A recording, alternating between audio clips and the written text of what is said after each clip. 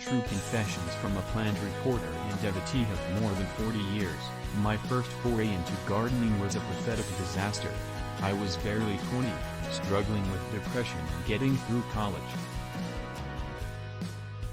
My husband and I rented a lovely house in Riverside with a mature and well-tended landscape. There was a lawn, a patio shaded by a sprawling rose bush, a few fruit trees and a bare spot behind a fence where one could plant a garden. My husband had little interest in growing vegetables, but I had Earth Mother delusions and a desperate need for distraction from my grim academic realities. Corn and beans would be nice, I grandly decided, plus a few cantaloupe plants, tomatoes and sunflowers. Never mind that I had never grown any of these things. I bought some seeds and seedlings. I dug some holes. I planted my garden and then I walked away.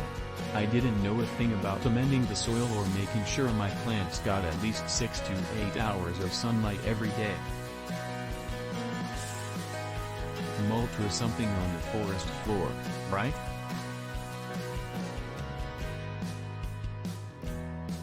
And watering was a hit-or-miss thing, mostly miss, since the fence between the house and what my landlord called the unsightly area behind the fence made it easy for me to forget I was gardening as I tried to save myself from academic ruin. Thus, the cantaloupe and beans made a valiant effort to sprout and then withered away. My sunflowers struggled to a paltry height and produced some exhausted blooms.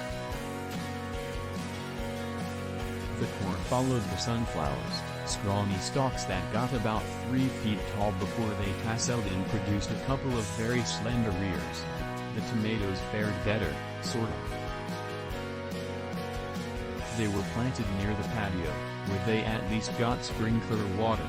A friend casually suggested that I add some fertilizer.